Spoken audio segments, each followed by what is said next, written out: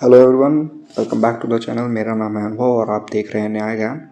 और ये है part 5 of decoding section 11 of this CPC, that is code of civil procedure 1908।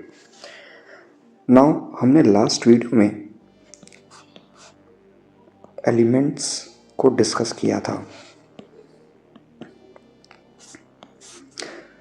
और हमने साथ ही साथ जो बेयर एक्ट है, बेयर एक्ट को हमने वर्ड टू वर्ड एक्सप्लेन किया था।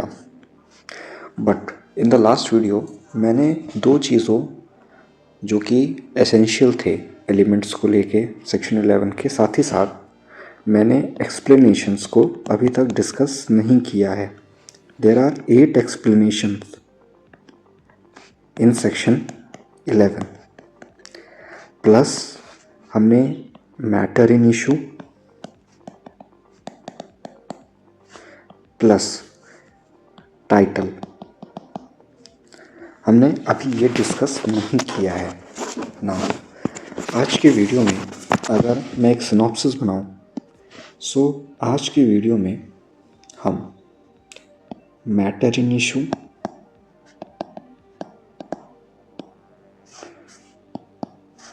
Second title, third explanation and fourth essentials, ये आज हम इनको सारों को डिस्कस करेंगे। मेनली आज के लेक्चर में मैं मैटर इन इशू, टाइटल और एक्सप्लेनेशन को एक्सप्लेन करूँगा। बट अगर मैं एसेंशियल्स की बात करूँ तो ऑलरेडी हमने इसके ऊपर 4 वीडियोस बनाई हैं। सो जहाँ पर हमने ऑलरेडी हर एक टर्म को और जो भी और भी, जैसे पब्लिक पॉलिसी हो गई, प्राइवेट पॉलिसी हो गई, रेस जुडिकाटा की, फिर साथ ही साथ farmer suit and subsequent suit को भी हमने डिस्कस किया है। सो अब एसेंशियल्स को लेके हमारे पास इतना कुछ बचा नहीं है। सो मैं एसेंशियल्स को सिर्फ राइट डाउन कर दूँगा ताकि आप लोगों को ये पता चल जाए कि सेक्शन 11 में के जो मेन पैराग्राफ है, जो उसका मेन बॉडी है, उसमें कितने एसेंशियल्स हैं। नाउ आज का जो लेक्चर है उसमें मैं सबसे पहले आज आपके साथ एसेंशियल्स को नोट डाउन करूँगा ताकि आपको समझने में काफ़ी आसानी हो। सो अगर हम आज के अपने पहले हेडिंग की तरफ चलें, सो दैट इज़ essentials.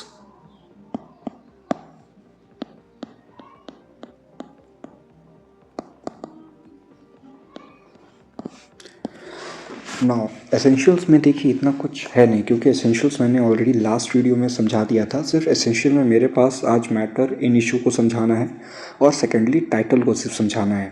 बाकी अदर जो मेरे 3 एसेंशियल्स हैं उनको मैंने ऑलरेडी डिस्कस कर चुका है मैंने अपने प्रीवियस वीडियो में।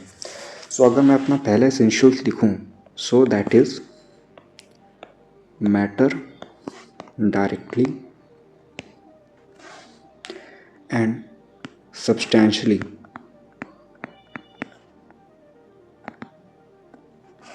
in issue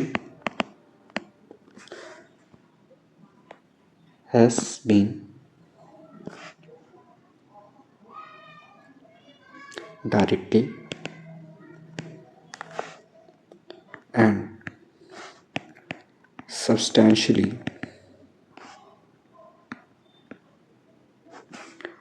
in issue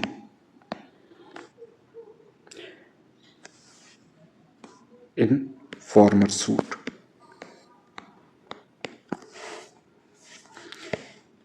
Second, between the same parties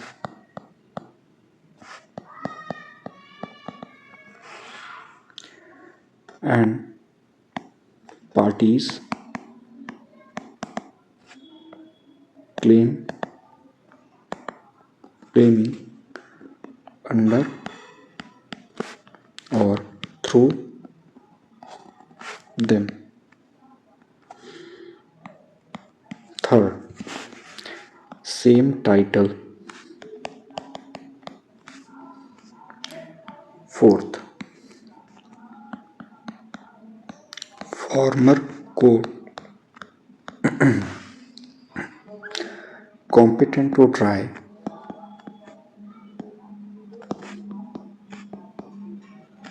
subsequent suit.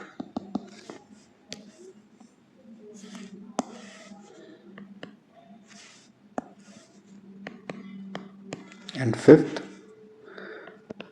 former suit has been heard and finally decided.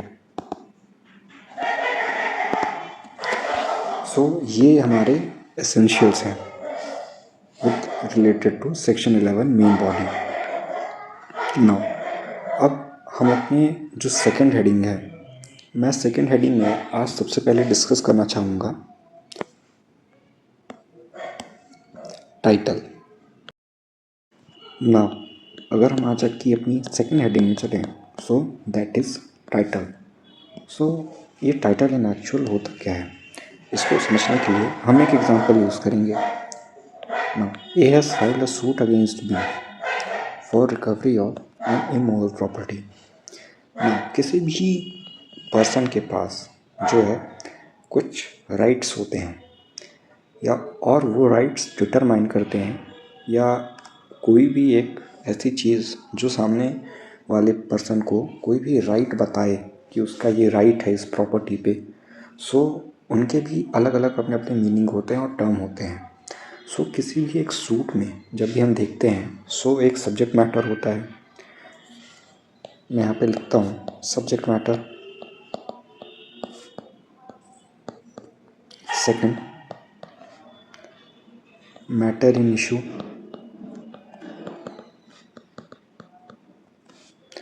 And third, that is title. Now इनको समझने के लिए इसी एग्जाम्पल में सबसे पहले subject matter. In the given example, जो कि एक हाउस है, ये जो हाउस है ये है subject matter, that is upon which the parties are contesting the suit. So हर एक सूट में एक सब्जेक्ट मैटर होगा ही होगा। Now second,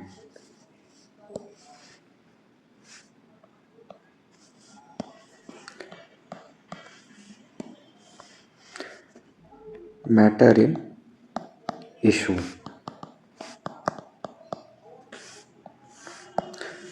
matter in issue basically होता है कि the fact due to which the person got the title and how he got the title। सो इस एग्जाम्पल में हम ये देखें कि जो ए है ये इस जो घर है इसको ये घर इंटरस्टेट सक्सेशन से मिलता है, और ये जो बी है, बी बोलता है कि मुझे ये जो घर है ये थ्रू सेल से मिला है, और ये जो सेल है ये ए के फादर ने किया था मुझे, that a father has sold me the set property. So यहाँ पर जो ए है ये क्लेम कर रहा है घर थ्रू सक्सेशन। सो मैंने अभी भी बताया कि वो पर्सन को वो टाइटल डिराइव कहाँ से हो रहा है। सो इसको ये टाइटल जो है थ्रू सक्सेशन डिराइव हो रहा है इस घर का। और यही जो बी है, इस बी को जो इसी बी को जो टाइटल है वो डिराइव हो रहा है थ्रू सेल एंड परचेज। सो ये होता है आपका मैटर इशू। अब जो हमारा थर्ड है दैट इज टाइटल। सो अब ये टाइटल इन एक्चुअल होता क्या है? Title is nothing but a legal capacity of the party in the suit,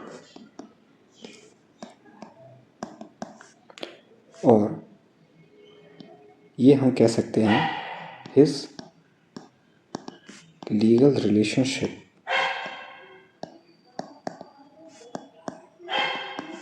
with the subject matter of the suit. Now अगर यही एग्जाम्पल को मैं और कैरी फॉरवर्ड करूं, सो जो ए है इसका जो टाइटल है, यहाँ पे अगर मैं बनाऊँ टाइटल मैटर इन इशू, और या फिर इसको इस तरह से हम करते हैं कि हमें ज़्यादा आसान होगा।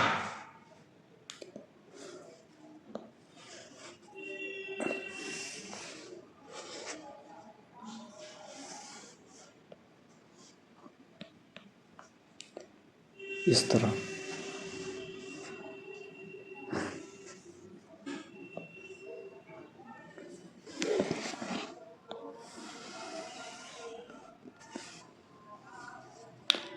ना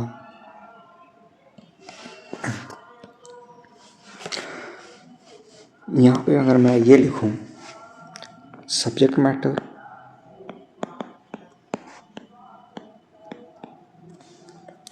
matter in issue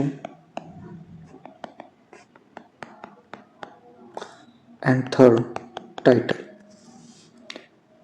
so a है, ये इसका जो सूट है वो किस सब्जेक्ट मैटर का है? सो जो सूट है दैट इज हाउस, और इसका भी जो सब्जेक्ट मैटर है वो है house. Now matter in issue इसका क्या हुआ? मैटर इन इशू जो ए का है that is succession, that is interstate succession. और जो बी का मैटर इन इशू है वो क्या है? That is sale and purchase. So इनका जो टाइटल होगा, जब ए को ये घर थ्रू इंटरस्टेट सक्सेशन से मिलेगा, सो इसका जो टाइटल है वो ओनरशिप होगा। और यहाँ पे भी जो सेल एंड परचेज के थ्रू इसको जो घर मिला है, सो बी का भी जो अपना टाइटल है दैट इज ओनरशिप। सो ये मीनिंग हुआ आपका टाइटल का, और मैटर इन इशू को इसमें मैंने क्लब किया है। अब किसी भी सूट में या फिर सेक्शन 11 के पर्पस के लिए हमें सबसे पहले मैटर इन इशू प्रूफ करना होता है,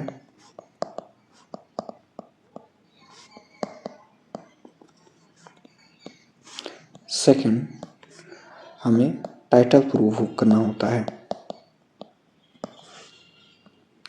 एंड थर्ड जो है, अगर हम ये दोनों प्रूफ कर लेंगे सो ऑटोमेटिकली हमारा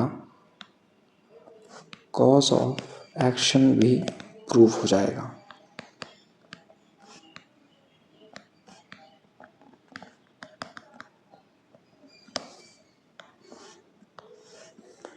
सो ये तो हमने डिस्कस कर लिया टाइटल को लेके। नाउ जो हमारा अब थर्ड है, that is matter in issue. उसको समझने के पहले हम ये समझते हैं एक एग्जांपल लेके टाइटल को, कि टाइटल और रेस जुडिकाटा कैसे आपस में लिंक्ड हैं। अगर A has filed a suit against B for recovery of an immovable property, ठीक है। नाउ इस सूट में इसका जो ये टाइटल है वो ओनरशिप है। नाउ इसका जो मैटर इन इशू है ये इसमें बोलता है कि मैंने इंटरस्टेट सक्सेशन से मुझे ये प्रॉपर्टी मिली है। ओके, बट ये जो सूट है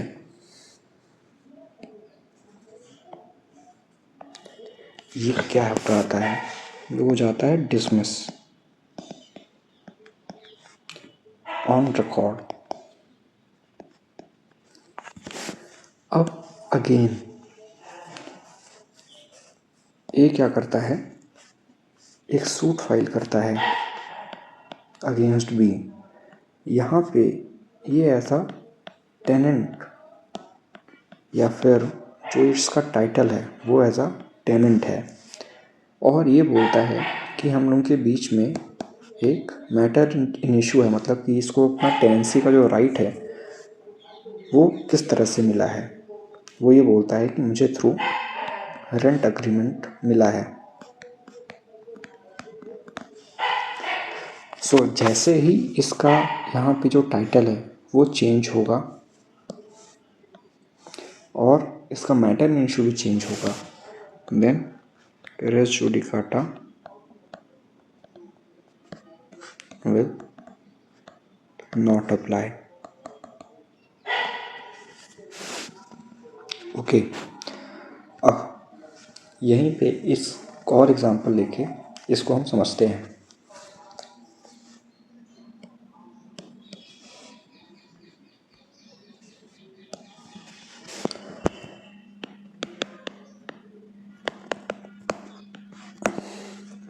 मान लो A has filed a suit against B for recovery of possession, और जो इसमें ग्राउंड है, the ground is succession under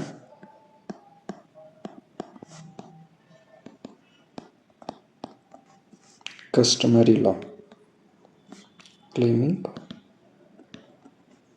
ownership।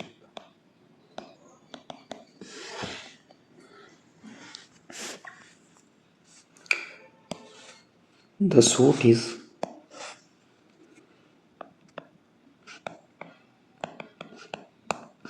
dismissed।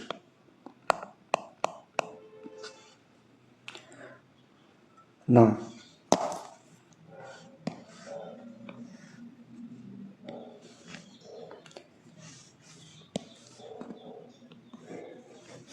suit number 2,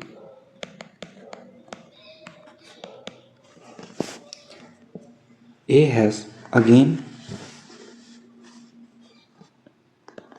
filed a suit against B for ownership,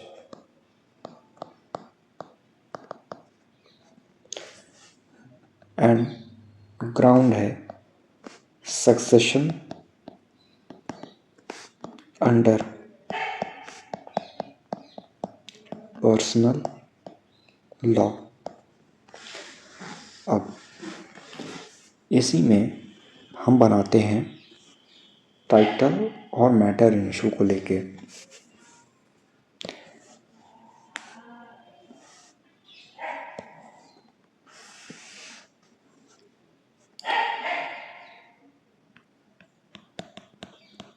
title, matter in issue.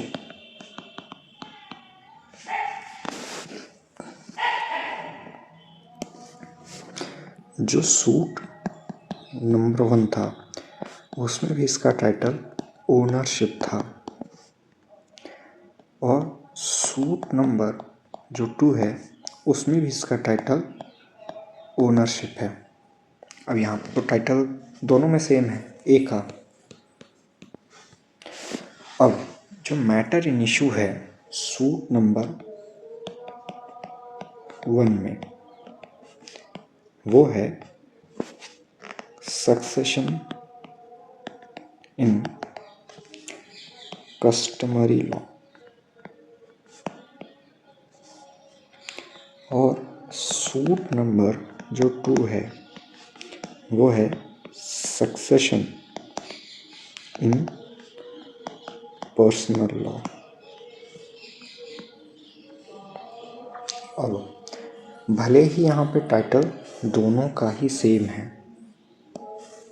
Owner मतलब ए का जो title है वो भले दोनों सूट में सेम है, बट जो मैटर इन इशू है सूट नंबर 1 में वो कस्टमरी लॉ को लेके है, और जो सूट नंबर 2 में है वो पर्सनल लॉ को लेके है। तो अब इस पे मैं अगर डिसीजन दूँ अपना, या फिर मैं इसको अगर बताऊँ, तो यहाँ पर रेस जुडिकाटा अप्लाई नहीं करेगा, not apply. But constructive res judicata will apply, because जो ए था वो ये सेम चीज़ जो सक्सेशन को लेके था अंडर पर्सनल लॉ, ये उस चीज़ को डिफेंस अपना, सॉरी डिफेंस नहीं, ये उस चीज़ को भी क्लेम कर सकता था। सो यहाँ पे रेस जुडिकाटा नहीं लगेगा, क्योंकि रेस जुडिकाटा में आपका मैटर इन इशू तो डिफरेंट है, that is in the main body the matter in issue are different in their respective suits. So res judicata will not apply, that is the main body will not apply, but explanation 4 will apply.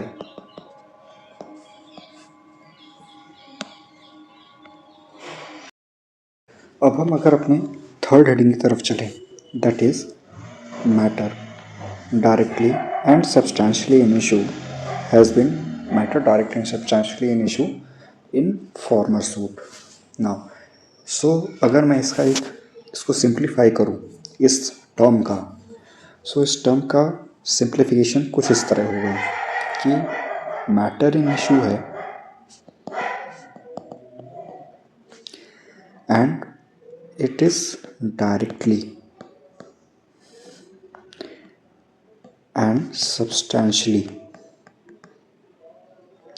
in subsequent suit,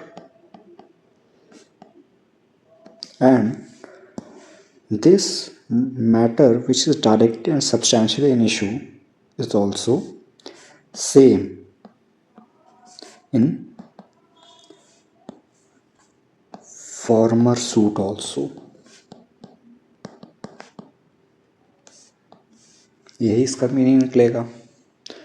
सो अगर इसको और simplification करूँ इसका एक, सो ये कुछ इस तरह से बनेगा, matter in issue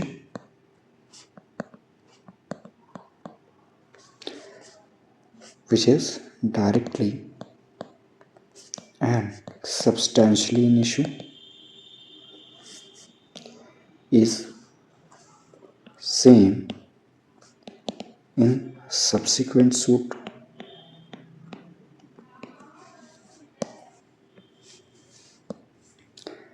and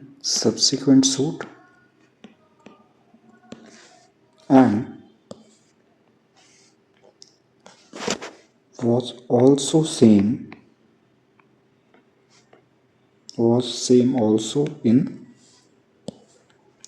former suit.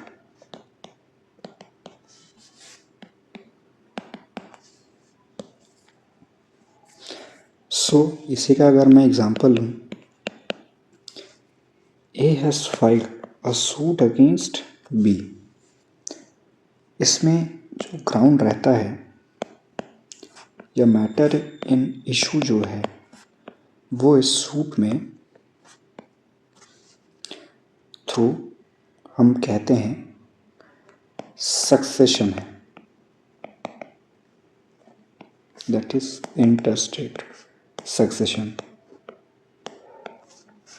Now अभी जो सूट है, दिस सूट इज डिसमिस, यानी कि ए जो है वो अपना मैटर इन इशू प्रूव नहीं कर पाया, not proved his matter in issue, that is his interstate succession. अब अगेन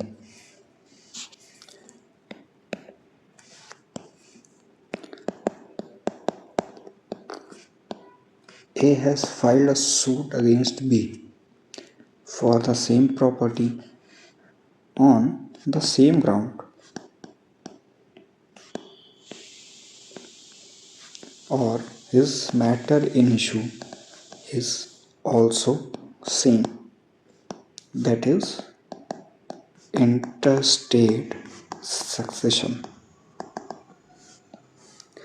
सो यहाँ पर जो है हमारा रेस जुडिकाटा अप्लाई होगा.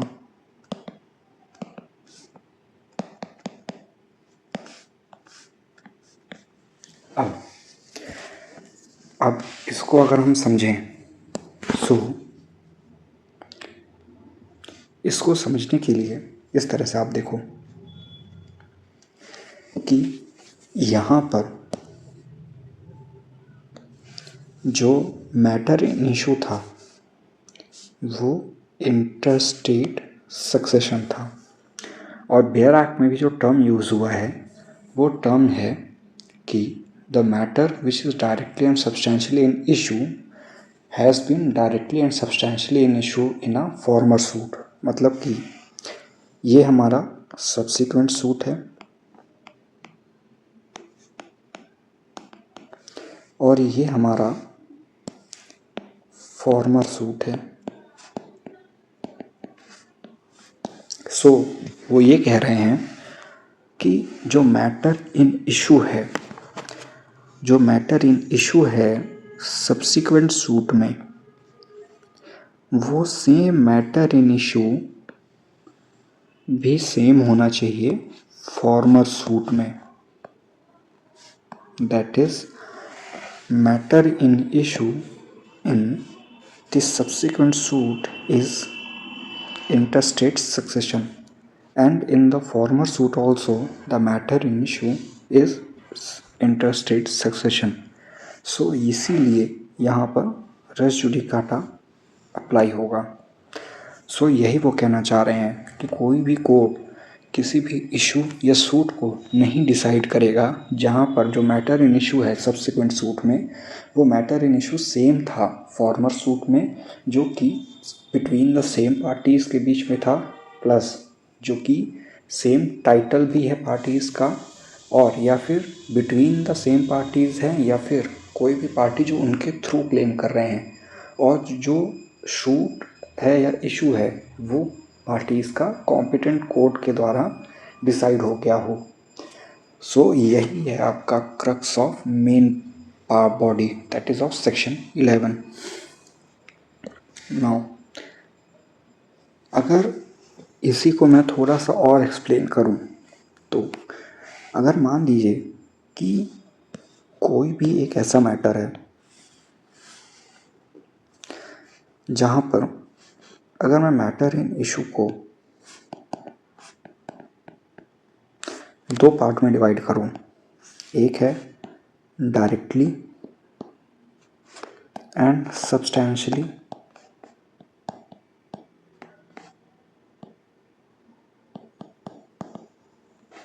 इन इशू, और दूसरा अगर मैं ड्रॉ करूं, so the matter which is collaterally and incidental. मतलब कि कोई भी ऐसे मैटर इन इशू जो directly and substantially in issue है, सो यहाँ पर रेस जुडिकाटा अप्लाई होता है, बिकॉज सेक्शन 11 में जो वर्ड है वो directly and substantially in issue ही यूज़ है। अब collateral and incidental in issue वो इश्यूज होते हैं जो कि एसेंशियल्स नहीं हैं, not essential to decide, but they are connected to suit,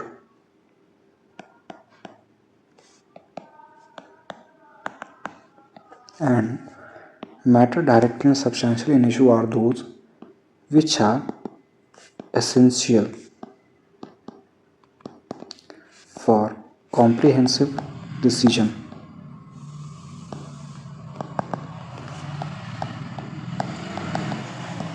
of the suit।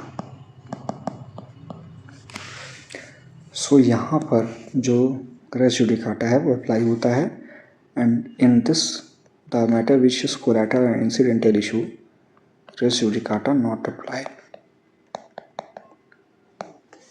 अब जो मैं ये बोल रहा हूँ इसका आप एक बार एक्सप्लेनेशन 3 देखेंगे, सो वहाँ से भी आपको कहीं ना कहीं इस चीज़ के बारे में थोड़ा सा एक इम्प्लीकेशन मिलेगा। अगर आप एक्सप्लेनेशन जो 3 है अगर आप उसको देखें, सो ये कह रहा है कि the matter above referred wait the matter above referred to must be in a former suit have been alleged by one party and either denied or admitted expressly or implied by the other। सो इसका जो meaning है वो meaning क्या है, वो simply यही कह रहा है कि कोई भी जो मैटर अबव है वो फॉर्मर सूट में एलिज होना चाहिए, ओके, और जो दूसरी पार्टी है वो उसको डिनाई करे या एडमिट करे एक्सप्रेसली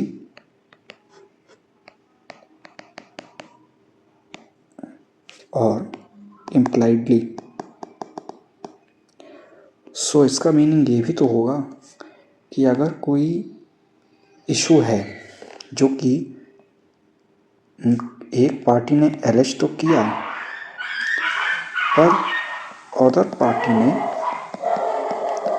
ना तो उसको डिनाई किया नॉर एडमिट, या फिर कोर्ट ने एक ऐसे इशू पे डिसीजन दे दिया जो कि neither arrest by one party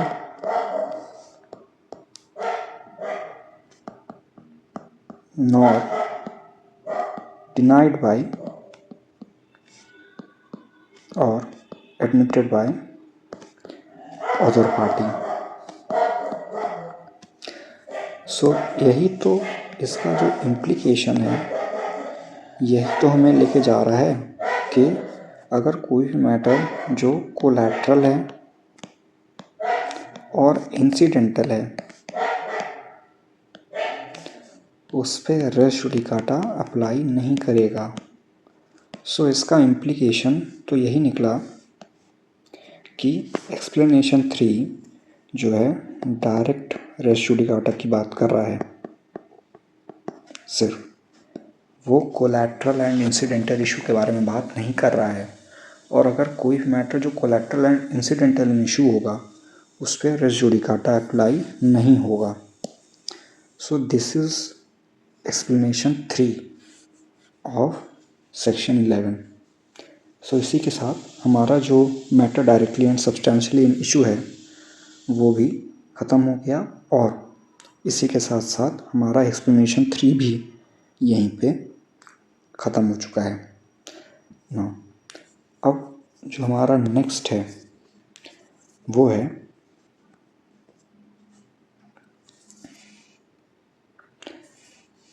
explanations.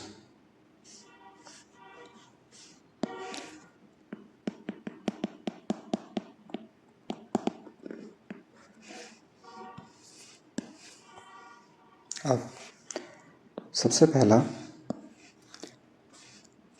Explanation 1। अब एक्सप्लेनेशन 1 को अगर मैं पढ़ूं सो एक्सप्लेनेशन 1 ये कह रहा है कि the expression former suit shall denote a suit to which has been decided prior to a suit in question whether or not it was instituted prior thereto। अब इसका हमने बहुत अच्छे से डिस्कशन किया है अपने लास्ट लेक्चर में। एंड जो एक्सप्रेशन है बेसिकली एक्सप्लेनेशन 1 यही कह रहा है कि जो एक्सप्रेशन है फॉर्मर सूट को हम तब फॉर्मर सूट मानेंगे जब वो डिसाइड हो चुका है, विच इज डिसाइडेड। और the former suit will not have the meaning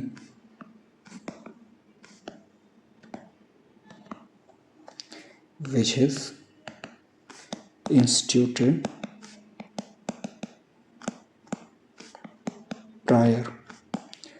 so इसका एक एग्जांपल लूँ तो इसका एग्जांपल यही है कि ए ने एक सूट फाइल किया on 27/10/2020 and again A has filed a suit against B on 20/11/2021. In this, the suit number 1 not decided and suit number 2 decided on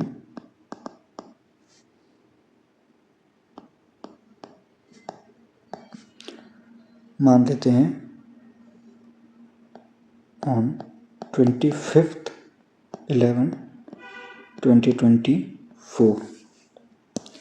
So in this the suit number 2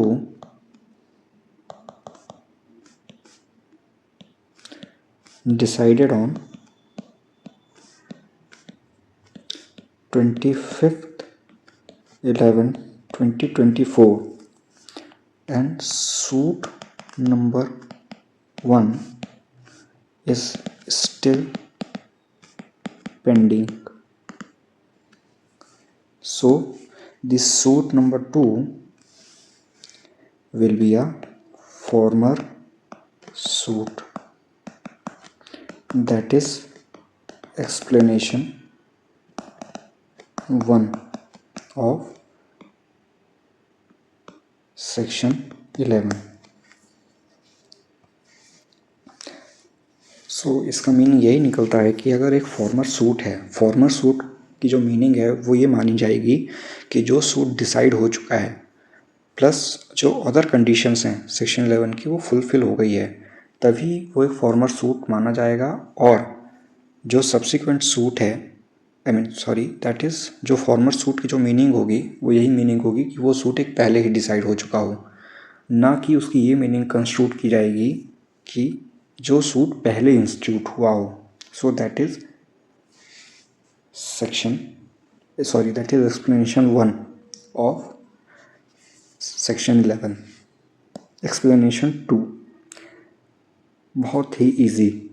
for the purpose of this section, the competence of a court shall be determined irrespective of any provision as to right of appeal from the decision of such court। अब ये थोड़ा पढ़ने में बहुत ही वो लग रहा है, बट इसका यही मीनिंग है। इसको एक बार फिर से पढ़ें कि for the purpose of this section the competence of a court shall be determined irrespective of any provision as to right of appeal from the decision of such court. That is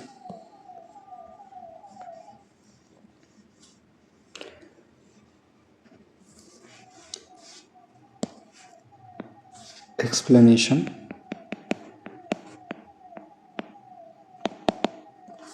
number 2। इसका मतलब ये हुआ कि किसी भी court के पास 3 तरह का जुरिस्डिक्शन होता है, territorial, pecuniary and subject matter. अब जो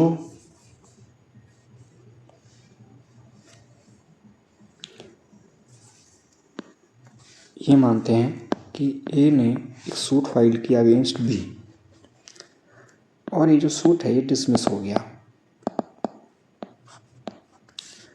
अब ए जो है फिर से एक स्वयं सूट फाइल करता है अगेंस्ट बी, और अब हम ये कहते हैं कि यहाँ पर जो है कोई भी राइट ऑफ अपील नहीं है इस डिसीजन को लेके। यानी कि जो डिसीजन आया है, जो उसका सूट डिसमिस हुआ है, इसके पास राइट ऑफ अपील नहीं है इस डिसीजन को लेके। या फिर ऐसा हो सकता है कि ऐसे नेचर का सूट है जहाँ पे अपील ही अलाउड नहीं है। और फिर से जो ए है वो सूट फाइल करता है और वो ये बोलता है as no right of appeal is there,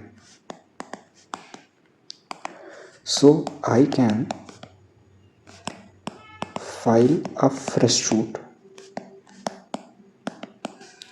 वो ये कंटेंशन रेज करता है। मेन बॉडी में सेक्शन 11 के तो ये टर्म यूज़ नहीं है कि राइट ऑफ अपील भी होनी चाहिए उसके लिए, बट हिज कंटेंशन जो है वो इनवैलिड होगा बिकॉज ऑफ एक्सप्लेनेशन 2। क्योंकि एक्सप्लेनेशन 2 यही बोल रहा है कि भले जो आपका पहला सूट था उसका या फिर जो आपका सूट है उस पर कोई राइट ऑफ अपील प्रेफर नहीं हो सकती है, तो आप एक्सप्लेनेशन 2 के चलते हम ये नहीं मानेंगे कि अगर किसी भी कोर्ट का दिया हुआ डिसीजन, अगर उस डिसीजन को लेके कोई भी राइट ऑफ अपील नहीं है, उसके हिसाब से उस कोर्ट की हम जुरिस्डिक्शन नहीं मानेंगे। उसकी जो जुरिस्डिक्शन है वो pecuniary, territorial and subject matter ही होगी। Right of appeal can not be a ground to determine its competence. यही है इसका मतलब। अगर मैं सिंपल एक और एग्जांपल इसका दूं, यही है कि अगर एक स्मॉल, या फिर ऐसा लेते हैं कि एक कोई कोर्ट है, उस कोर्ट से जो है कोई भी राइट ऑफ अपील नहीं है।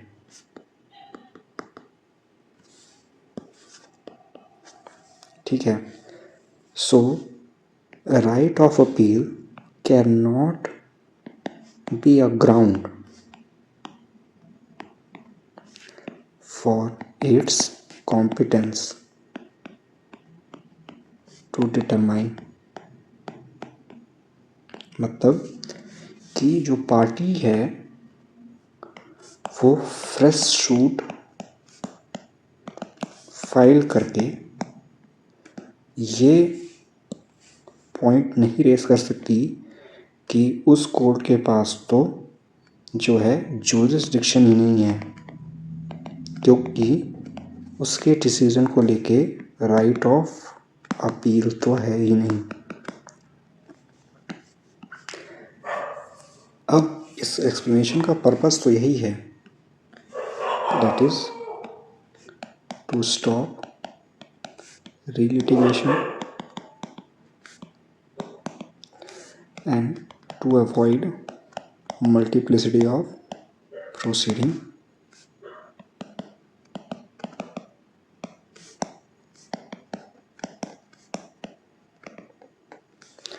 and to avoid conflict of decision।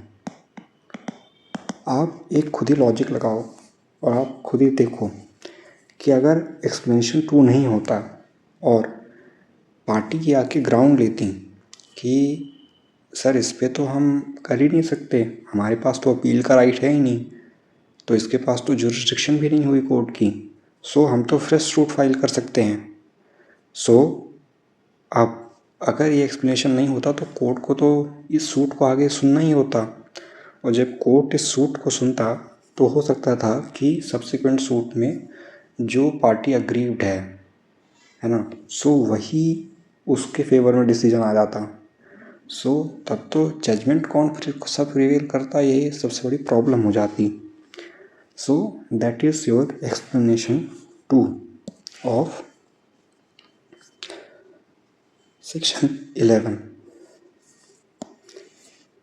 Explanation 3 ये हमने ऑलरेडी डिस्कस कर लिया है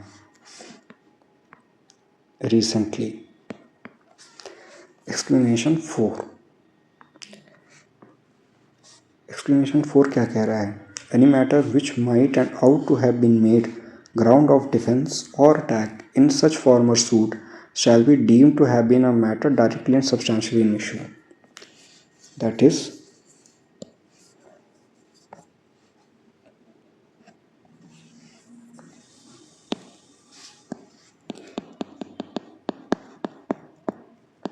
constructive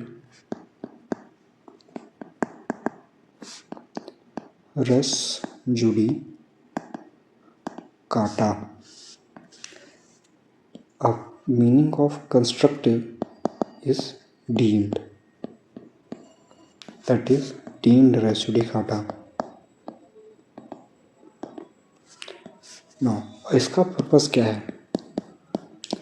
इसका पर्पस एक सिंपल है, due diligence.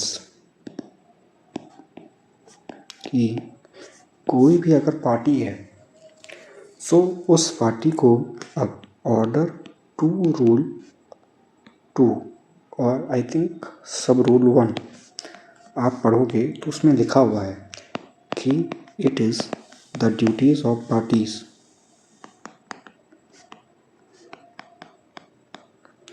To make suit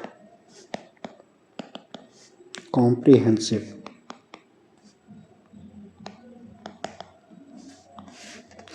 so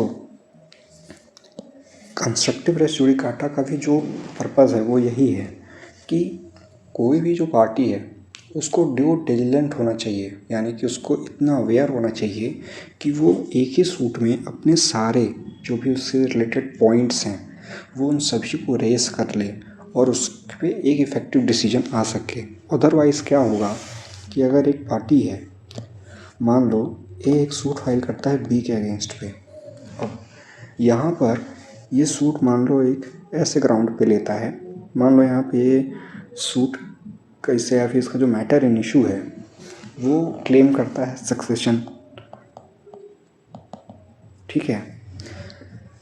अब ये सूट डिसमिस हो जाता है। अब इसी ए के पास एक विल भी है और वो इसके नॉलेज में भी है, बट इस सूट में ये विल नहीं यूज़ करता है, नॉट यूज द विल।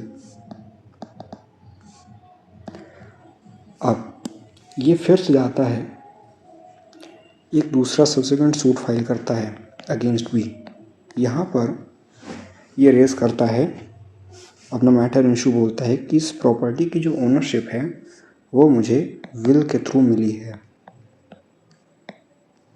अब यहाँ पर अब आप देखो तो यहाँ पे मैटर इशू तो डिफरेंट है,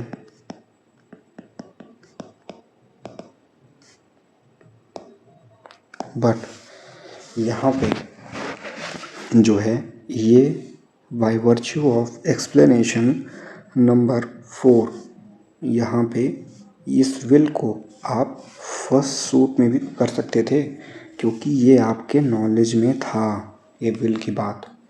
इसीलिए bye virtue of explanation 4 of section 11 यहाँ पे कंस्ट्रक्टिव रेस जुडिकाटा अप्लाई करेगा। अब देखिए कंस्ट्रक्टिव रेस जुडिकाटा भी कब अप्लाई होगा, यहाँ पर ऐसा होगा कि मान लीजिए एक सूट था ए और बी का, ये डिसमिस हुआ,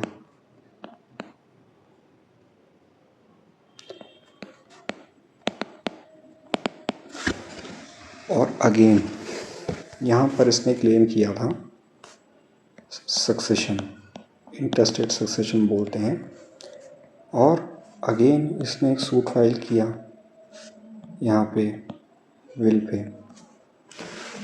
सो अब क्या होगा, यहाँ पर जो ये विल है इस विल के थ्रू, सो मैंने जैसा कहा कि ये अप्लाई कैसे करेगा, सो इसको समझने के लिए एक एग्जांपल लेते हैं। एक सूट फाइल करता है against B, succession that is intestate, ये डिसमिस हो जाता है और यहाँ पे एक विल भी है जो इसके नॉलेज में है, और ये जो बी है ये बी के भी नॉलेज में है। साथ ही साथ जो ए के बच्चे हैं दैट इज एस एडी, मतलब कि एज डॉटर, ये इनके भी नॉलेज में है कि ए के पास कुछ विल है इस प्रॉपर्टी को लेके। अब जब यहाँ पे इसका सूट डिसमिस हो गया, सो ए फिर से एक सूट फाइल करता है अगेंस्ट बी और ये इस बार रेस करता है विल। अब कोर्ट के प्रोसीडिंग में ये यहाँ पे सूट फाइल हुआ, अब ये सूट चल रहा है, यहाँ पर बी आता है और WS फाइल करता है अपना, और वो ये बोलता है कि सर इसके पास तो ये विल जो है ये इसके नॉलेज में था, साथ ही साथ ये इसके बच्चे और इसके लड़कियों के भी नॉलेज में था, मतलब कि एडी और एस के भी नॉलेज में था, और जो इसका सूट है वो एक्सप्लेनेशन 4 के चलते बार है। सो क्या court will court reject the plaint on the ground of contention, मतलब कि क्या कोर्ट प्राइमा फेसाई इस कंटेंशन को सुनने के बाद ही क्या कोर्ट इसके प्लेंट को रिजेक्ट कर देगी। अब इसी को अब समझते हैं क्या होगा कि कोर्ट पहले तो एक प्रिलिमिनरी इशू बनाएगा और वहाँ पे क्या करेगा कि एक इशू रेस करेगा कि whether the said or present suit is barred by constructive res judicata, क्योंकि ऑर्डर 7 रूल 11 डी तो यही कहता है कि कोई भी अगर जो प्लेंट है अगर वो बार्ड बाय लॉ है वो रिजेक्ट हो जाएगा। यही है 711 डी। सो यहाँ पर कोर्ट क्या करेगा, कोर्ट क्या करेगा कि यहाँ पर एविडेंसेस रिकॉर्ड करेगा। और एविडेंसेस किस चीज़ का रिकॉर्ड करेगा, नॉलेज ऑफ विल, क्योंकि क्वेश्चन तो हमारा यही अभी है कि क्या इस कंटेंशन से कि जो विल है वो मतलब इस कंटेंशन से कि जो विल है वो ए के नॉलेज में थी, साथ ही साथ उसके बच्चों के नॉलेज में भी थी, बट क्या ए के नॉलेज में थी ये विल, ये भी तो हमें देखना ज़रूरी है। सो कोर्ट यहाँ पे उसके एविडेंसेस रिकॉर्ड कराएगा। सो यहाँ पर ए का एविडेंस रिकॉर्ड होगा प्लस यहाँ पे उसके बच्चों का भी, प्लस उसके यहाँ पे उसके लड़की का भी एविडेंस रिकॉर्ड होगा, क्योंकि उनके बच्चों को भी तो नॉलेज में था कि ए के पास एक विल है। प्लस यहाँ पे बी का भी एविडेंस रिकॉर्ड होगा और उन on the basis of evidence, on the basis of evidence, the court will adjudicate the matter or will decide the preliminary issue। और अगर कोर्ट को यहाँ पे लगता है कि yes it is in the, court को लगता है कि yes it is in the knowledge of A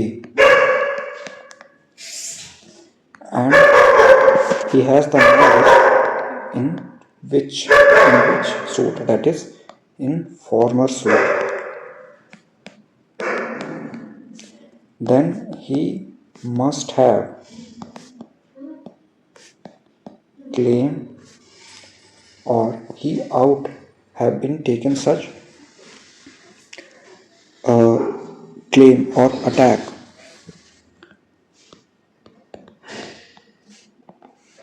in the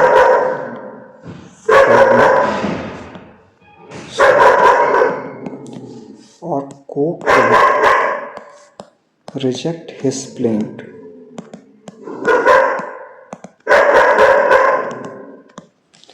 and court will reject his plaint and the reason of rejection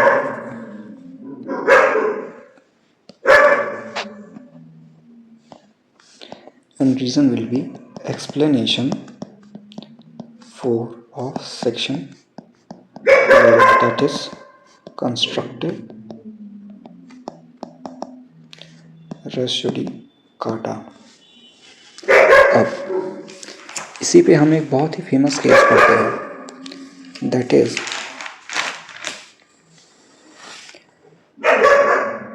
I think it is Nawab Hussain और is Nawab Hussain.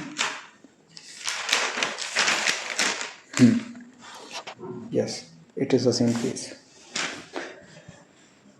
The case name is, yes, I am correct. That is State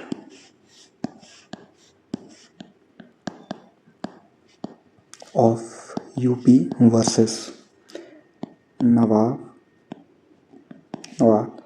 Hussain, 1978. This is the landmark judgment on constructive res judicata. सो यहाँ पर जो court है, so what the court has held, इसमें issue क्या था?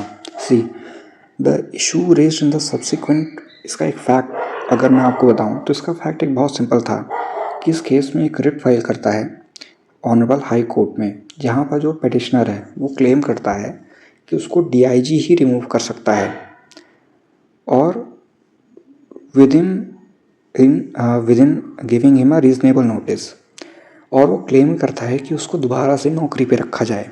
That is जो ये नवाब हुसैन है, ये क्या करते हैं कि एक पुलिस में कोई एक इनकी रैंक मेरे ख्याल से रहती है। सो इनको क्या होता है कि मेरे ख्याल से इनको DIG ने रिमूव किया होता है एंड हिज कंटेंशन इज कि मुझे तो IG जो है अपॉइंटिंग अथॉरिटी है इस पे,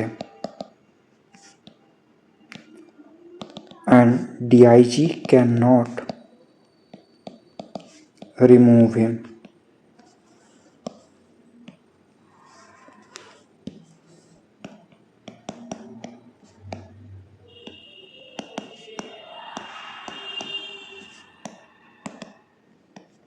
सो अब यहाँ पे यही होता है कि वो एक हाई कोर्ट में रिट फाइल करके वो यही बोलते हैं कि आप मुझको दोबारा से रीइंस्टेट करिए। जो रिट है वो डिसमिस हो जाती है।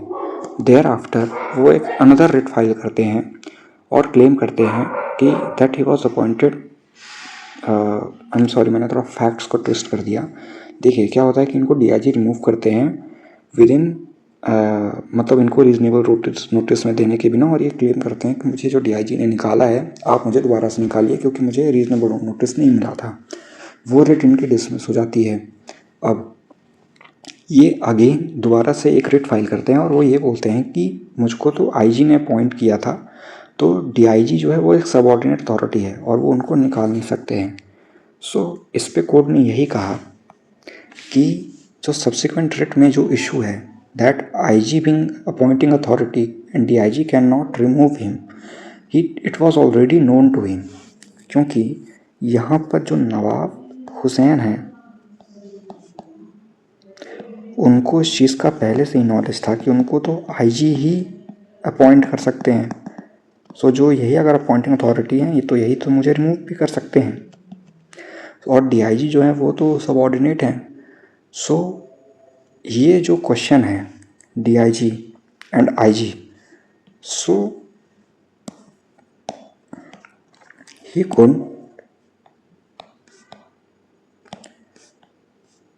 could have raised this issue in former writ, and therefore he might or ought have been raised in the former writ, and the court held that it will be deemed that in the former writ that issue is heard and finally decided by the rule of construction, and therefore in the subsequent writ the constructive res judicata will apply, and in this case the Honorable Supreme Court has dismissed the writ. So that was the that is State of UP versus नवाब हुसैन। अब अगर आप explanation 4 की words पढ़ेंगे तो जहाँ पे लिखा हुआ है कि एनी मैटर अगर मैं इसको पढ़ूँ सो यहाँ पे यही लिखा हुआ है कि any matter which might or ought have been made ground of defence or attack in former suit, मतलब कि जो नवाब हुसैन हैं, यानी कि जो नवाब हुसैन हैं, उन्होंने प्रीवियस रिट में सिर्फ ये इशू बनाया कि डीआईजी ने बिना रीजनेबल नोटिस दिए जो है मुझे रिमूव किया, और जब उन्होंने एक सब्सिक्वेंट रिट फाइल की, so in subsequent writ he is claiming and or made a ground that IG being a appointing authority can only remove me and not DIG. So अब यहाँ पे यही तो है कि आप ये जो क्लेम कर रहे हैं नवाब हुसैन कि आईजी ही मुझे निकाल सकते हैं क्योंकि आईजी ही अपॉइंटिंग अथॉरिटी है, सो आप तो ये पहले ही कर सकते हो, आप तो इसमें रेस कर लेते ना अपने रिट 1 में। और अगर आपने रिट 1 में ये चीज़ क्लेम नहीं की तो हम ये मान लेंगे बाय वर्च्यू ऑफ एक्सप्लेनेशन 4 कि जो ये वाला मैटर है, ये वाला, हम ये मान लेंगे ये भी रिट 1 में डिसाइड हो गया है और इस पे आपका कंस्ट्रक्टिव रेस जुडिकाटा अप्लाई करेगा। सो अगर हम क्विक रिकैप करें अपने एक्सप्लेनेशंस का, सो पहला एक्सप्लेनेशन तो बहुत ही ईजी है, वो यही बोलता है कि फॉर्मल सूट का जो मीनिंग होगा वो यही मीनिंग होगा कि जो सूट पहले डिसाइड हो चुका हो, और उसका मीनिंग ये नहीं कंस्ट्रक्ट किया जाएगा कि जो सूट है वो पहले इंस्टीट्यूट हुआ है। और जो एक्सप्लेनेशन 2 है वो यही बोलता है कि किसी भी कोर्ट, कोई भी पार्टी ये क्लेम नहीं करेगी कि इस कोर्ट के पास या फिर इस कोर्ट के पास जुरिस्डिक्शन नहीं है या फिर एक कॉम्पिटेंट कोर्ट नहीं है, क्योंकि इस ऑर्डर या फिर इस डिसीजन के अगेंस्ट पे कोई भी राइट ऑफ अपील नहीं है। और एक्सप्लेनेशन 3 यही बोलता है कि सिर्फ जो मैटर जो डायरेक्टली सब्सटेंशियली इन इशू है या फिर कोई भी पार्टी जो एलिज की है और दूसरी पार्टी उसे एडमिट की है या फिर उसे डिनाई की है, सिर्फ उन्हीं मैटर पे जो है रेस जुडिकाटा अप्लाई होगा। और एक्सप्लेनेशन 4 सिंपली यही बोल रहा है कि अगर कोई भी एक ग्राउंड है जो कि आप उसको डिफेंस की तरह भी यूज़ कर सकते थे या फिर आप उस ग्राउंड से अटैक भी कर सकते थे, पर उस ग्राउंड को आपने फॉर्मल सूट में नहीं यूज़ किया है और आप उसे एक सब्सिक्वेंट सूट में वो यूज़ कर रहे हो, so then your subsequent suit will be barred by constructive res judicata. Now अब एक क्वेश्चन और होगा आपके मन में कि हमने इसमें तो लिखा है सूट एंड इशू, तो फिर ये रिट पे कैसे अप्लाई हो रहा है। देखिए इसका भी एक केस है, सिर्फ इसकी मैं एक अंडरस्टैंडिंग दूंगा, सिर्फ आपको केस बता देता हूँ। That is Dariyao versus state of UP. यहाँ पे सुप्रीम कोर्ट ने यही हेल्ड किया था कि the broad principles of very res judicata will apply, but यहाँ पे एक ही एक्सेप्शन है। मैं दोबारा से इसको रिपीट कर देता हूँ कि honourable supreme court has held that upon the writs also the constructive res judicata will apply, or the very broad principles of res judicata will apply, which will also include all the explanations of section 11। अब लेकिन इसका एक ही exception है, that is writ of habeas corpus. Habeas corpus की ही एक ऐसी writ है, या फिर जो रिट के ऊपर जो कि सेक्शन 11 अप्लाई करता है, उसका यही एक एक्सेप्शन है कि रिट ऑफ हेबियस कॉर्पस के ऊपर कोई भी रेस जुडिकाटा अप्लाई नहीं करेगा। मतलब कि अगर एक रिट फाइल होती है, रिट 1, जहाँ पर ए को, यहाँ पर कोर्ट ऑर्डर करता है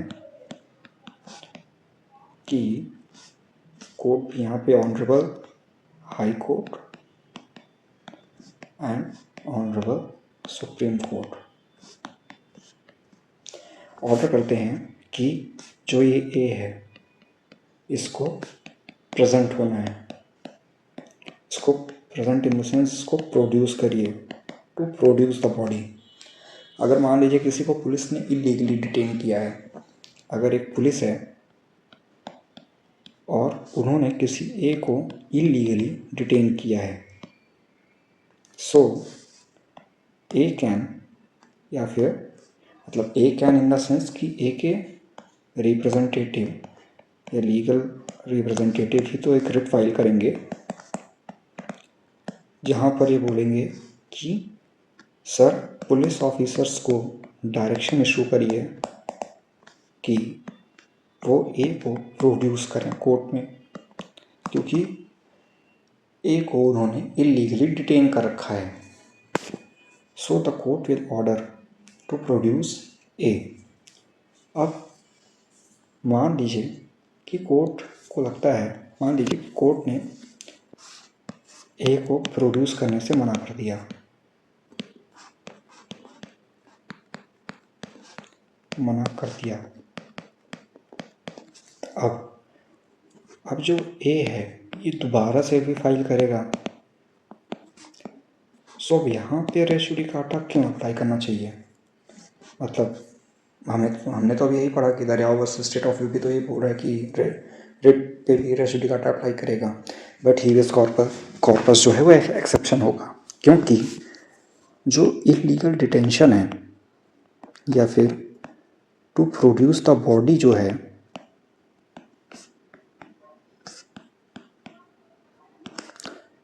ये एक कहीं ना कहीं किसी भी इंडिविजुअल राइट या फिर आर्टिकल 21 का भी बहुत बड़ा वायलेशन है।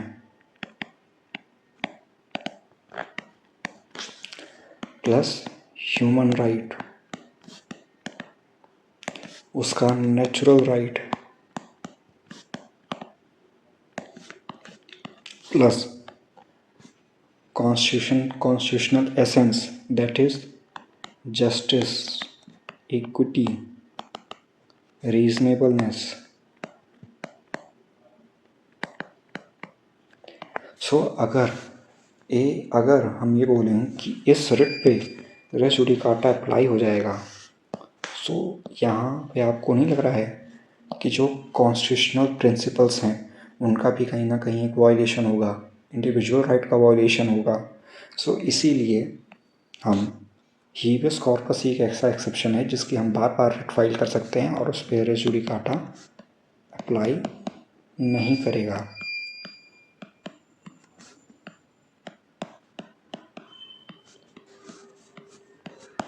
सो ये है हमारा explanation 4 of section 11।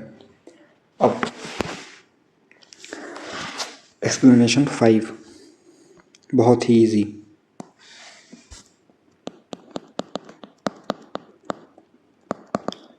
Explanation 5 simply यही बोल रहा है कि कोई भी अगर रिलीफ है, अगर मान लीजिए एक प्लेंट है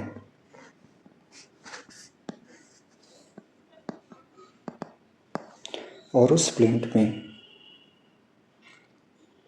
रिलीफ है रिकवरी ऑफ पोजेशन, पहली रिलीफ है, और दूसरी रिलीफ है डैमेज, है ना। अब हम मानते हैं कि इसको रिकवरी ऑफ पोजेशन की रिलीफ मिल गई, बट इसको डैमेजेस नहीं मिले। सो अब ये बोलता है एक्सप्लेनेशन 5 कि ए जो है एक सब्सिक्वेंट सूट नहीं फाइल कर सकता डैमेजेस के लिए, और ये भी बोलता है कि अगर कोई भी जो रिलीफ है वो प्लेंट में लिखी हुई है पर वो रिलीफ दी नहीं गई है उसको, मतलब कि हमारे केस में अगर एक वो जो रिलीफ है, अगर एक वो रिलीफ की डैमेजेस, अगर एक वो जो रिलीफ है दैट इज़ डैमेजेस अगर वो नहीं ग्रांट की हुई है डिग्री में, so for the purpose of this section वो ये मानी जाएगी कि वो रिफ्यूज़ कर दी गई है। मतलब कि जो डैमेजेस की उसको रिलीफ है वो ग्रांट नहीं की गई है, और for the purpose of this section the relief is refused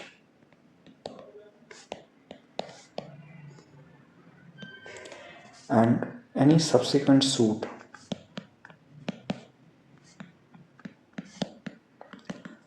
res judicata will apply. That is explanation 5 of section 11. Explanation 6.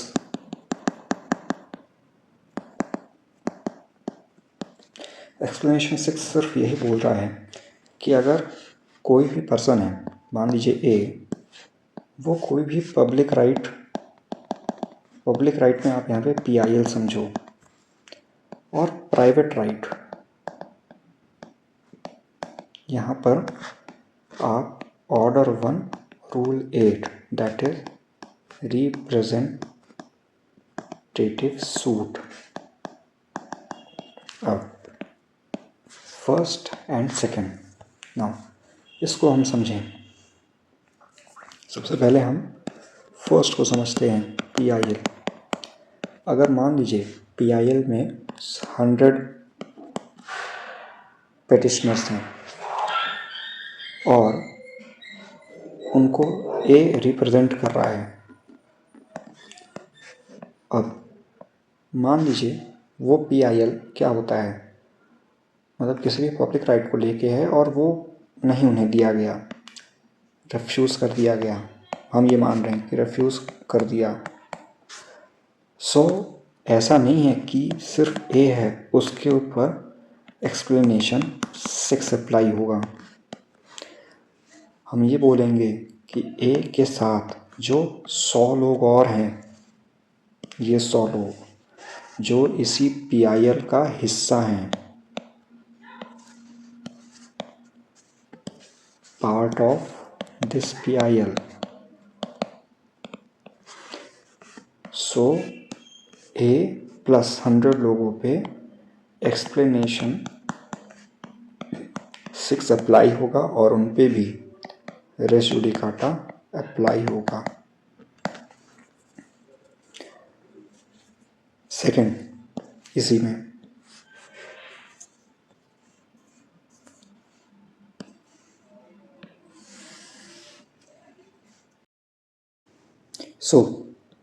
अब हम आते हैं अपने सेकंड पार्ट पे, दैट इज़ प्राइवेट राइट। यहाँ पे मैंने आपको बताया कि यहाँ पर हम रिप्रेजेंटेटिव सूट की चलिए बात करते हैं। फॉर एग्ज़ाम्पल मान लेते हैं कि ये एक गांव है और यहाँ पे बहुत सारे लोग रहते हैं,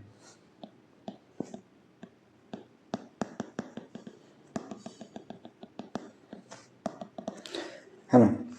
अब इसी गांव के पास ये एक मैदान है और यहाँ पर किसी जो लास्ट राइट्स होती हैं किसी की भी, वो इसी मैदान में होती हैं। अब एक यहाँ पर बी है, वो आता है और बोलता है कि ये तो मेरी ज़मीन है, मैं इसका ओनर हूँ और अब से इस पर कोई भी लास्ट राइट्स नहीं होंगी। अब ये गांव वाले क्या करते हैं, गांव वाले अब यहाँ पे क्योंकि सबका सेम इंटरेस्ट है, सभी का, क्योंकि हर एक गांव की लास्ट राइट्स यहीं होती हैं और हम ये मानते हैं कि यहीं से कुछ गांव वाले हैं जो कि परदेश गए हुए हैं ये लोग, येलो में। ये लोग हम कहते हैं मुंबई में रहते हैं। अब यहाँ पे क्या होता है कि यहाँ पे एक डिसाइड करता है ए ये बोलता है कि मैं, जो लोग मुंबई में रहते हैं प्लस जो इस गांव में रहते हैं, मैं सबके बिहाफ पे एक रिप्रेजेंटेटिव सूट फाइल करता हूँ। मान लेते हैं कि इस गांव में 100 लोग रहते हैं प्लस जो बाहर गए हैं वो 40 लोग रहते हैं। सो ए प्लस जो ये 140 लोग हैं, ए रिप्रेजेंटेटिव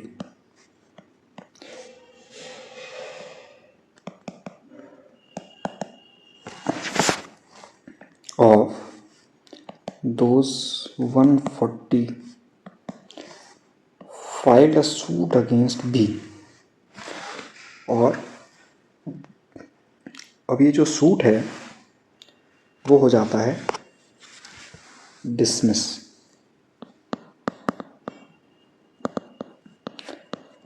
अब यहाँ पर एक्सप्लेनेशन 6 यही बोल रहा है कि ए तो था ही इंटरेस्टेड,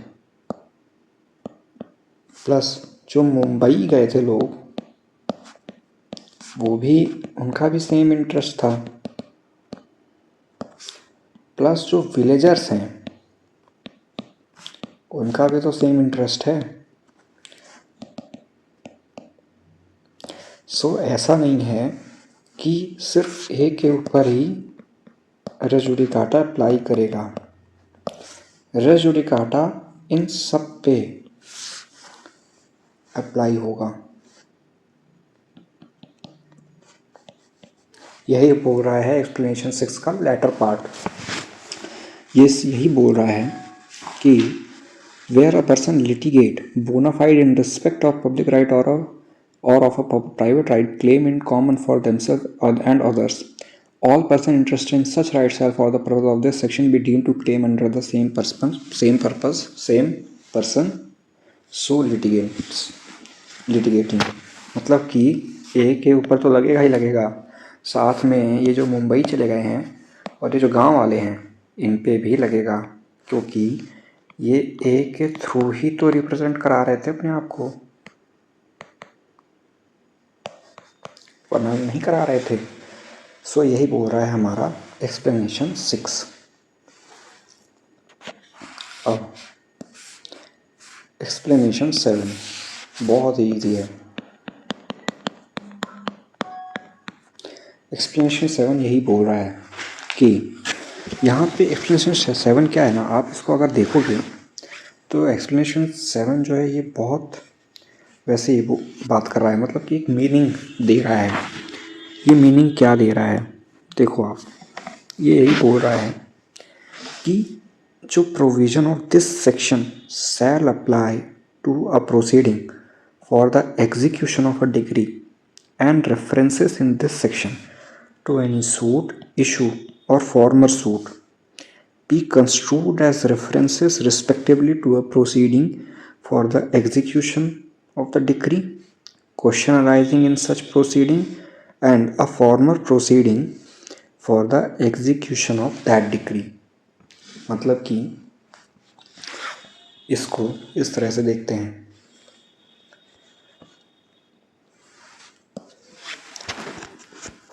कि जो टर्म लिखे हुए हैं, और टर्म क्या लिखे हुए हैं, सूट, इशू, फॉर्मर सूट, यानी कि किसी भी सूट में या फिर इस सेक्शन में जो टर्म यूज़ हैं suit, issue or former suit, वो सिर्फ सूट तक रिस्ट्रिक्ट नहीं करेंगे। अगर कोई एग्जीक्यूशन प्रोसीडिंग है, सो एग्जीक्यूशन प्रोसीडिंग में अराइज होने वाले क्वेश्चन, जैसे कि एग्जीक्यूशन ऑफ डिक्री, जैसे सूट का जो मीनिंग होगा वो होगा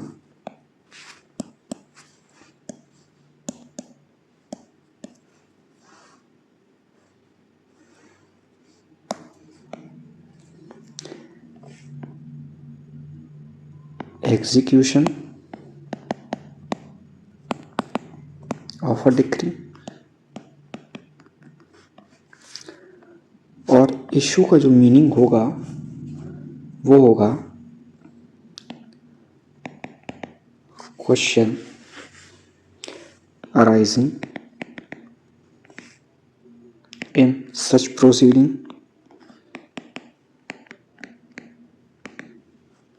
और जो फॉर्मल प्रोसीडिंग होगी,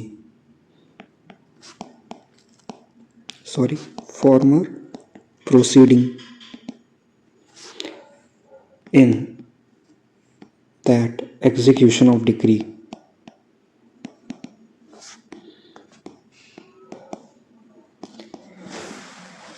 वो जो है फॉर्मल सूट मानी जाएगी। क्वेश्चन जो उस प्रोसीडिंग में अराइज हुए जाएंगे वो एज अ इशू का जो मीनिंग होता है सेक्शन 11 में उस तरह से माना जाएगा, और जो एग्जीक्यूशन ऑफ डिक्री है वो सेक्शन 11 के प्रोविज़न के पर्पस से वो एक सूट माना जाएगा। मतलब कि अगर कोई एक एग्जीक्यूशन प्रोसीडिंग है, एक मान लीजिए एग्जीक्यूशन प्रोसीडिंग है, वो यहाँ से स्टार्ट होती है और यहाँ पे उसका एग्जीक्यूशन हो जाता है। अब मान लेते हैं कि यहाँ पर कोर्ट ने एक इशू डिसाइड किया और वो इशू था कि क्या एग्जीक्यूटिंग कोर्ट के पास जुरिस्डिक्शन है। कोर्ट ने डिसाइड किया यस। अब अगेन जो यहाँ पे जजमेंट डेटर है वो फिर से यहाँ पर क्वेश्चन अराइज करता है कि इस कोर्ट कि इस एग्जीक्यूटिंग कोर्ट के पास जुरिस्डिक्शन ही नहीं है।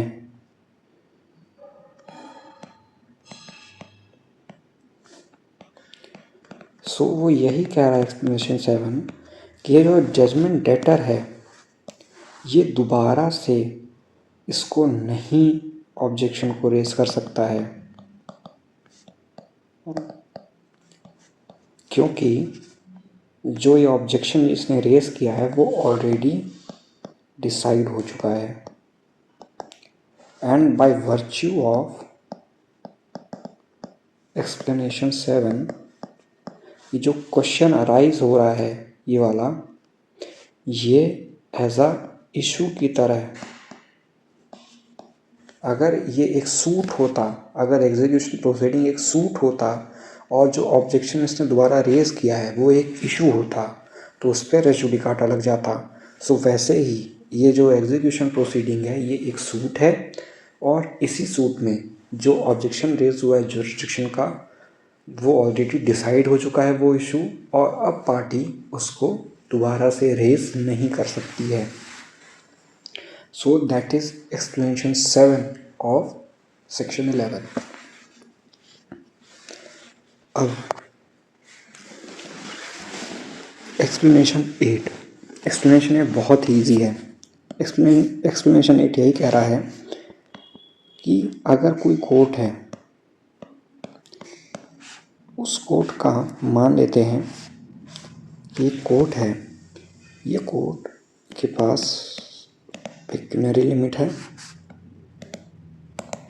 और सब्जेक्ट मैटर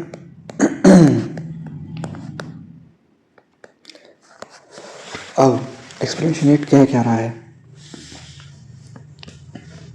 वो यही कह रहा है कि an issue heard and finally decided by a court of limited jurisdiction competent to decide such issue shall operate as res judicata in a subsequent suit, notwithstanding that such court of limited jurisdiction was not competent to try such subsequent suit or the suit in which such issue has been subsequently raised।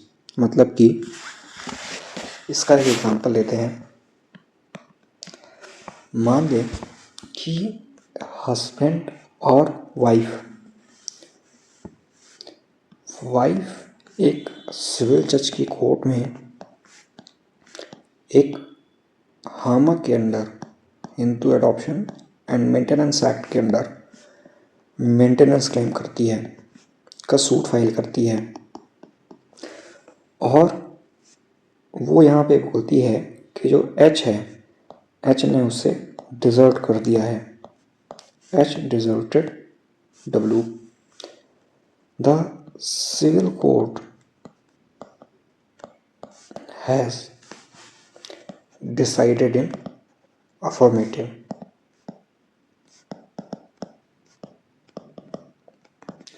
and granted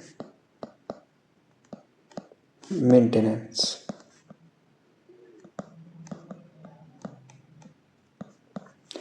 अब after some point, H has filed a suit for divorce against W, and he claims that W deserted me. अब ये W बोलती है, W claims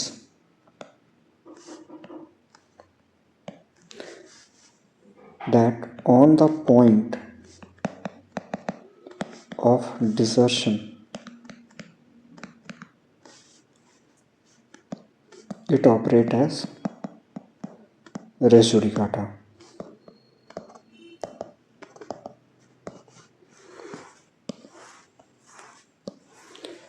अब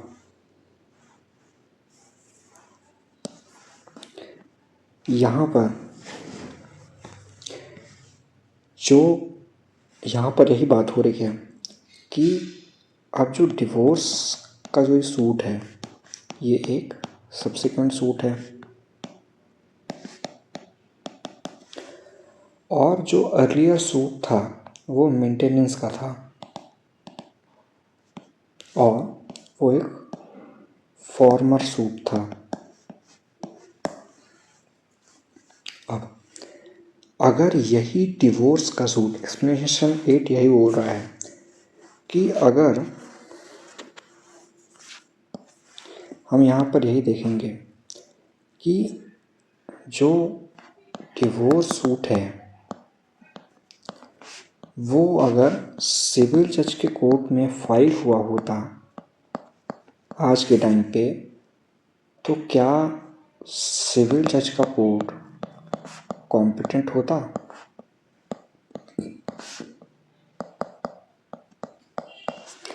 the answer is no, because the suit of divorce are exclusively reserved by family courts और district court. यहाँ पे मेरे ख्याल से डीजे साहब करते हैं, if I am not wrong, हो भी सकता है गलत, बट हम ये मानते हैं कि फैमिली कोर्ट। सो यहाँ पर यही बोल रहा है कि अगर एक सब्सिक्वेंट सूट जो फाइल हुआ है, अगर वो तो फॉर्मर कोर्ट उसको ट्राई कर सकता था, तब तो रेस जुडिकाटा लगेगा bye virtue of explanation 8। But अगर कोई भी एक ऐसा सूट है जो अगर आज फाइल हुआ है, अगर डिवोर्स का सूट आज हम सिविल जज के कोर्ट में फाइल करें, तो वो तो नहीं हो सकता था, क्योंकि जो सिविल जज का कोर्ट है वो कॉम्पिटेंट कोर्ट ही नहीं है उस चीज़ को सुनने के लिए। So res judicata will not apply. So यही आपका एक्सप्लेनेशन 8 का फर्स्ट पार्ट है। अब यहीं पे एक और एग्जांपल लेता हूँ।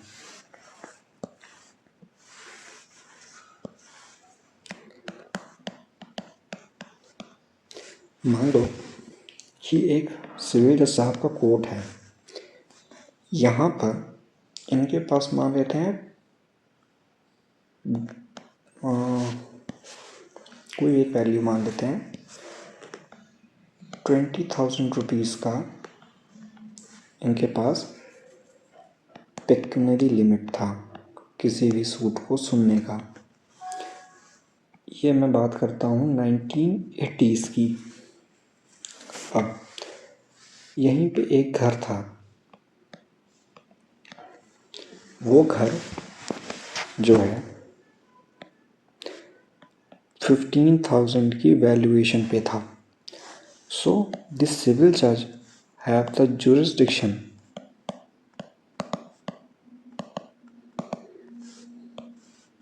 टू ट्राई and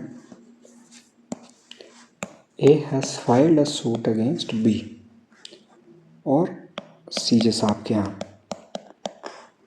और ये सूट डिक्रीड हो जाता है। अब 1980s में, सॉरी, मान लेते हैं कि 2025 में जो है इस जो हाउस है इसकी वैल्यूएशन हो चुकी है, मान लेते हैं 25 लाख रुपए, 25 लाख, और जो अब सिविल जज की जुरिस्डिक्शन है वो हम मानते हैं 5 लाख रुपीस, और जो डीजे साहब हैं वो एवं 5 लाख से ऊपर के सूट को सुन सकते हैं। Now B has filed a suit against A, claiming that in the year 1970 जो घर की कीमत है वो 25 लाख रुपए है, और 1970 में सीजे साहब के पास तो जुरिस्डिक्शन ही नहीं था इसे सुनने का। सो इन दैट केस क्या होगा कि ए ये बोलेगा, ए ये क्लेम करेगा कि सर वो सब तो ठीक है जो बोल रहा है, बट एक्सप्लेनेशन 8 यही बात करता है कि भले ही उस टाइम पे फॉर्मर कोर्ट, मतलब कि अगर ये फॉर्मर कोर्ट उस सूट, अगर ये सूट जो है फाइल हुआ होता फॉर्मर कोर्ट के पास एट दैट टाइम, सो उस वक्त पे उनके पास तो जुरिस्डिक्शन थी इसे ट्राई करने की, and this subsequent suit which has been filed is already decided by that former court at that time.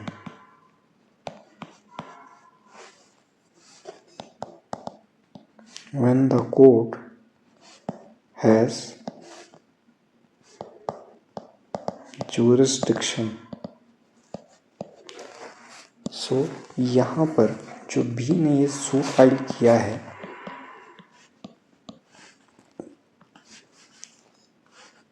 यहाँ पर by virtue of explanation 8 res judicata apply होगा। That is our all the explanation of section CPC। So अगर मैं एक fresh chart बनाऊं, so fresh chart में हमने total CPC के 5 लेक्चर्स कंप्लीट किए। हो सकता है कि ये जो 5th लेक्चर है ये हमारा 1 घंटे से ज़्यादा का हो। सो हो सकता है कि इस वीडियो को मैं कुछ ब्रेक करके भी अपलोड कर सकता हूँ। और मैं इसी के पार्ट वाइज भी बना सकता हूँ, just like part lecture number 5 part 1 part 2 wise. So 10 minutes या 20 मिनट्स की वीडियो जो भी होंगी एज इट डीम्स फिट उस तरह से उसको अपलोड कर दिया जाएगा, ताकि आप उनके ऊपर ज़्यादा बर्डन ना रहे कि बहुत ही लंबा लेक्चर है। एंड विद दैट जो हमारा CPC है विथ रिस्पेक्ट टू सेक्शन 11 वो हमारा कंप्लीट हो चुका है। एंड विद दैट कोई भी अदर टॉपिक पे जो है अगर आप चाहें तो उस पर आप प्लीज़ कमेंट करिएगा कि और कौन से ऐसे टॉपिक्स हैं जिस पे लेक्चर बना सके, जिस पे हम इम्प्रोवाइजेशन कर सकें। और प्लीज़ सब्सक्राइब करिएगा चैनल को अगर आप नए हो तो, and please like share and subscribe the channel, and please comment कि आपको ये हमारी डिकोडिंग और सेक्शन 11 की सीरीज़ कैसे लगी। एंड आई होप कि आप सब अच्छे होंगे। मिलते हैं नेक्स्ट वीडियो में। जय हिंद।